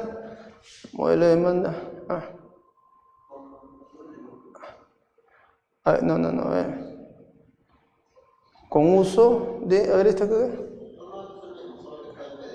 Ya. Ya, a ver, 7 puntos, ya. Ahí vamos, alumno, por favor. Ya, ¿se acuerdan que habíamos conversado a la introducción de la clase? Les he traído un pequeño bosquejo de las partes de la demanda. Ya les sirve como reforzamiento a ustedes el exordio, el petitorio, fundamento de hecho y las pruebas. ¿Sí? Aquí está sumida, designación de juez competente. Simplemente para que ustedes lo tengan como una fortaleza de todo lo que hemos desarrollado. Ahora, recuerden que cada demanda, el cuerpo, fundamento petitorio, fundamento de hecho, vía procedimiento, referencial para que ustedes lo tengan, ¿sí? Ya, sácame, redúcelo y, a ver, vamos. Les voy a enseñar otro modelo de demandita también para seguir viendo cómo se utilizan los conectores. La siguiente, número 2 creo que es. A ver, tengan muy en cuenta que cada demanda está relacionado ¿con qué? Con el tipo de complejidad del caso. Si no es tan complejo, no busquen hacer demasiado desarrollo argumentativo. Si es un poquito complejo y ya el tema necesita ser más trabajo. Este es un casito que sí me gustaría compartir también con ustedes, no solamente para que vean la redacción, sino para que analicen cómo a veces todos los casos van variando o van teniendo matices distintos. ¿Ok? Este es un caso de exoneración de alimentos. Ya, igual, ¿no? Juez competente, datos del demandante. En este caso, los demandados son 2 personas. Pero se dan cuenta que aquí el que demanda es el señor Alfredo Ramón Choque. ¿A quién demanda? A su hijo Carlos y a su cónyuge Margarita. El hijo Carlos tiene un domicilio distinto. Señala el domicilio. La cónyuge también un domicilio. Pero miren, 2 domicilios. ¿Para efectos de qué? Para no vulnerar su derecho de defensa. ¿Por qué? El señor dice, mira, su DNI ¿dónde dice? Asociación. Pero en realidad ¿dónde vive? Santa Clara. Entonces, para evitar que posteriormente pueda recurrir a un abogado y decir no me notificaron, hay que pedir al juez que le notifique a los 2 lugares. Va a demorar un poco para que retornen los cargos, pero es lo más recomendable. Entonces, utilizo un conector y solicito que también se notifique en este domicilio. Y el juez no te va a decir, no se puede notificar a 2 domicilios, no te lo va a decir. Porque sabe que lo que tú estás buscando acá es que se respete el derecho de defensa. Por lo tanto, al menos la demanda sí lo va a notificar en ambos domicilios. ¿Sí? Bajamos. Y aquí es un casito un poquito especial. ¿Por qué? Porque el señor había tenido como 5 hijos, 6 hijos, había hecho un proceso de alimento anterior, había conciliado, hizo todo un tema. Ahí está, bájalo un poco más. A ver, hasta ahí. Miren la pretensión. Y aquí se hizo un juego de pretensiones, ¿ah? Y por eso es que quería mostrarlas. Porque aquí después vamos a hablar sobre el tema de lo que es la acumulación, el litisconsorte, ¿ya? A ver, el señor concurre y dice, mire, doctor, tengo un hijo que ya tiene 25 años y trabaja, pero igual me siguen descontando de mi remuneración, si no me recuerdo, 15% y 6%, acá está. 16% para el hijo y 6% para la cónyuge. Entonces uno, ok, ¿y qué cosa quieres? O sea, ¿cuál es tu consulta? Bueno, ya no quiero pasarle pensión de alimentos ni a mi hijo ni a mi cónyuge, porque con mi cónyuge no vivo hace más de 10, 15 años. Pero igual me descuentan. 8.3, por ambos me descuentan este porcentaje mensual. Y la verdad es que yo ya tengo una familia nueva, tengo hijos menores, por lo tanto, seguir dándole pensión de alimentos a una persona que ya es mayor de edad, no trabaja, no estudia, no tiene sentido. Y a mi cónyuge igual, ella trabaja. Se hace un análisis, ¿no? Y dice, mira, efectivamente, hemos averiguado, y tu hijo Carlos, ya es persona mayor de edad, ya no estudia, porque estuvo estudiando en Senati, pero ya no estudia, está trabajando. Pero con respecto a Margarita, es bien difícil lograr que se exoneren. ¿Por qué? Porque es tu cónyuge. Estás casado. No puedes vivir, pero la ley es clara. El cónyuge está obligado a prestar alimentos a la contraparte, a la esposa o a la cónyuge. Entonces, mira, si planteamos como exoneración de alimentos, con Carlos se gana. O sea, hay cosas que ya el abogado tiene la certeza. Porque Carlos no va a poder acreditar que trabaja y por lo tanto el juez nos va a dar la razón. Pero el problema es con tu esposa. Ella se va a defender y con su abogado va a decir que está casada y va a presentar el acta de matrimonio. Entonces, con referente a exoneración de ella, lo veo bien difícil. Bien difícil. Porque la ley dice, es puntual. Están casados, tú estás obligado a prestarle alimentos. Pero ¿sabes qué? Como soy un abogado sumamente detalloso, voy a utilizar las clases de pretensiones. El Código Procesal Civil nos habla del tipo de pretensiones. ¿Te acuerdas o no? ¿No te acuerdas ya? Yo sí les voy a recomendar algo. Manejen procesal civil. ¿Manejan procesal civil? Todo va a ser sumamente sencillo. Porque tu demanda está en base al procesal civil. Condiciones de la acción, presupuestos procesales, la acumulación, litisconsortes, el tema de personamiento, o sea, todo es procesal civil. Yo me acuerdo que un profesor decía, señores, aprendan procesal civil. El sustantivo, ahí está el código. Aprendan procesal civil. Y tenía toda la razón. Me volví un procesalista en mi trabajo. Todo lo que era procesal aprendí a manejarlo y efectivamente. Y sabes que te vas a dar cuenta con el tiempo que pocos abogados manejan procesal civil. Entonces, como no manejan, cuando plantean su demanda, postulan cualquier herramienta, lo hacen mal. Y el que sí maneja, hace una defensa prudente y gana el caso.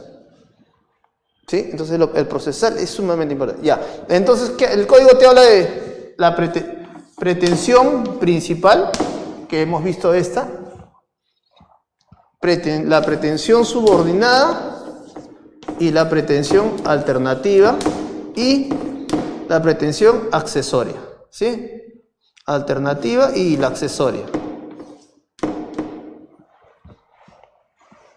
Pretensión principal, pretensión subordinada, pretensión alternativa y pretensión accesoria. La pretensión principal es lo que demandas, ¿sí? Concreto, pretensión principal demando A o B o C. ¿Cuándo utilizo la pretensión subordinada o la pretensión alternativa? Porque la accesoria, ustedes saben que la pretensión accesoria corre la suerte del principal. La pretensión accesoria corre la suerte de lo que decía el principal. Si tu demanda es declarada fundada, la consecuencia es que te den tu pretensión accesoria. ¿Sí? ¿Hasta ahí está claro? Pretensión principal, fundada la demanda. La consecuencia es te va a estimar tu pretensión accesoria. Por eso es que aquí en pretensión accesoria pides a veces costos procesales, costas procesales, costas o intereses legales. Porque si te declaran fundada tu demanda, la accesoria va a correr la misma suerte. ¿Sí? Hasta ahí es claro. Pero tenemos la pretensión subordinada y la pretensión alternativa. Entonces, seguimos en el ejemplo para que me entiendan.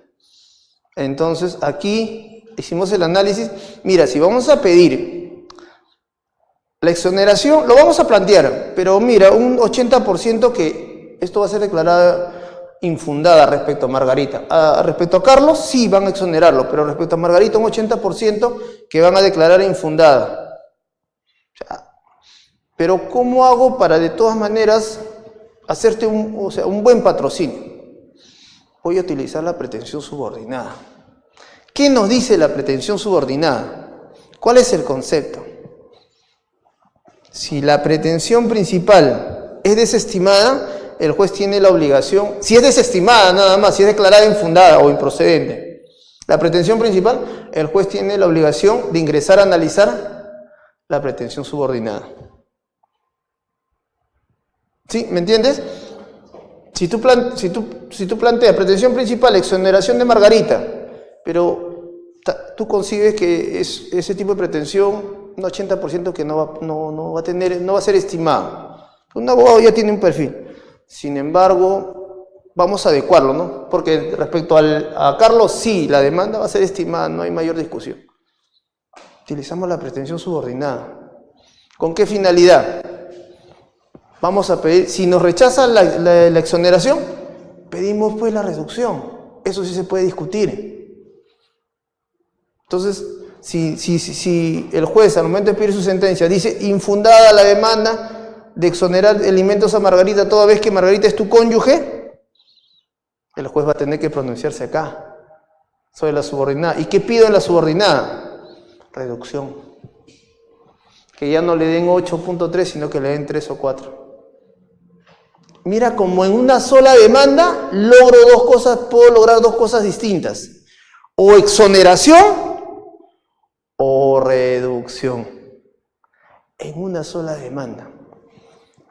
Eso te dice la pretensión subordinada. Si el juez desestima la pretensión principal, el juez deberá ingresar al análisis de la pretensión subordinada, pero tiene que estar planteada, debe estar planteada como tal. Porque a esto se lo conoce como acumulación de pretensiones. Tú acumulas pretensiones. Entonces, la norma muy claramente te dice que cuando hay ciertas reglas que tienes que seguir para acumular. Si no sigues, no acumula conforme a las reglas, el 85 del Código Procesal Civil, si no me recuerdo, tu demanda es declarada improcedente. ¿Por qué? Por indebida acumulación de pretensiones. Pero, si tú lo planteas como una pretensión subordinada, ya no afecta, porque si el juez se pronuncia acá, te desestima, va a entrar a analizar en la subordinada. Pero si aquí te declara fundada, ya no ingresa a analizar la subordinada. ¿Sí? Entonces le dijimos, señor juez, ya, exoneración de Margarita y de Carlos. Y como pretensión subordinada, en caso que me desestime, pero el abogado ya más o menos tiene ese matiz, ese perfil, entonces, si no, me lo reduces. Y así es como se plantea la pretensión subordinada. ¿Y qué dice la pretensión subordinada? Mira, formulo demanda de reducción de pensión alimenticia. Mira, acá digo exoneración y aquí digo reducción. ¿Pero por qué? Pero tiene que ir con este término. Tiene que ir con este, pretensión subordinada. Si tú no pones esto, tu demanda va a ser posiblemente declarada improcedente. Entonces, oye, ¿me estás pidiendo o exoneración o reducción? ¿Qué me estás pidiendo? Señor abogado, leemos la atención y precise bien su demanda, porque usted o me pide reducción o me pide exoneración, pero usted no me puede pedir los dos de manera acumulativa como lo ha planteado. Pero si le dices, señor juez, lo estoy planteando como subordinada el tema de la reducción, en caso de que usted esto me desestima. Pero si usted me estima esto, ya no se pronuncia acá. La norma te dice, si estima la pretensión principal, no se pronuncia sobre la subordinada. Si desestimas la demanda, la pretensión principal, ahí recién el juez ingresa a analizar la subordinada. ¿Sí? ¿Me has entendido la idea? Clarísimo, ¿no? Entonces bajamos, por favor. Amigo, por favor, bajamos.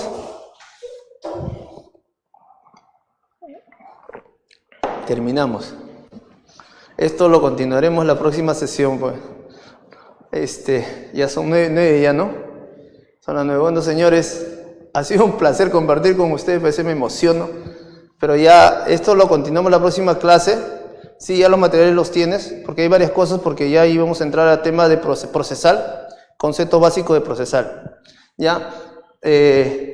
Y la siguiente clase terminamos de desarrollar esto, porque este es un caso muy bonito y quiero que entiendan que cuando se plantea de manera correcta su pretensión, su fundamento de hecho, la demanda va a tener unos resultados positivos, va a tener mucho éxito.